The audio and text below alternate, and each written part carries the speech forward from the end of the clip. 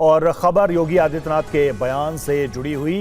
योगी आदित्यनाथ ने लखनऊ में दिया है बयान, कहा अहिंसा परमो धर्म, कमजोर के आगे कोई नहीं झुकता। योगी ने कहा हम मजबूत तो दुनिया दोस्ती करेगी, देश को खतरा तो अहिंसा से काम नहीं चलेगा।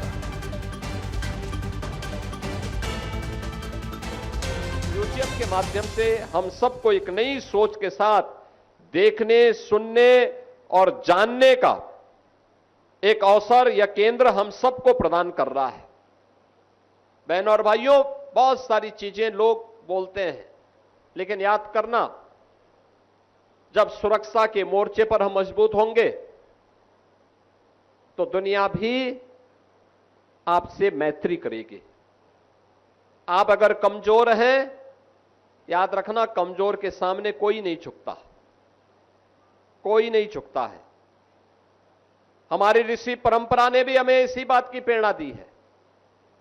हम जब अधूरी बात कहते हैं तो वह अर्थ का अनर्थ करता है, लेकिन हम पूरी बात भी कहना सीखें। याद रखना, भारत की ऋषि परंपरा हमें इस बात की प्रेरणा देती है कि अहिंसा परमो धर्म, धर्म हिंसा तथैव च, यानी सामान्य जीवन में अहिंसा ही सर्वोच्च धर्म होना चाहिए। लेकिन अगर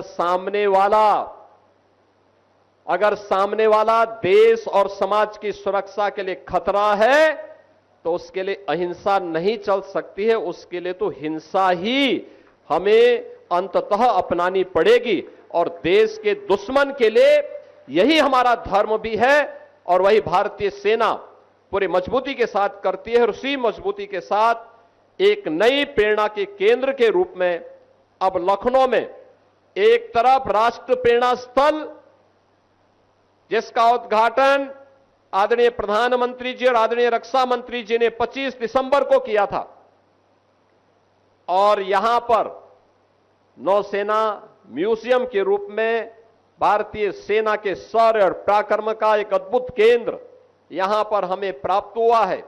और इसका भी यह फर्स्ट फेज का काम का लोकार्पण हो रहा है। इसके आगे के कार्य भी और आगे बढ़ेंगे। अभी रक्षा मंत्री जी कह रहे थे कि अगर भारतीय सेना से जुड़े हुए इस प्रकार के कोई अन्य कार्य लखनऊ में होने हैं या प्रदेश के अंदर होने हैं तो वह प्रस्ताव तत्काल वहां उन्हें प्राप्त हो। और मेरा मानना है ये होने चाहिए। महत्वपूर्ण चौराहों पर भारत की सेना के वे टैंक जो आज वर्किंग कंडीशन में नहीं है, उन्हें रखा जाना चाहिए। कोई भी देखेगा भारतीय सेना के शौर्य का प्रतीक बनेगा। भारतीय सेना में जाने के लिए उसके मन में एक भाव पैदा होगा और वह सेना के प्रति सम्मान का भाव भी रखेगा। उसके मन में राष्ट्रभक्ति की एक नई प्रेरणा प्राप्त होगी।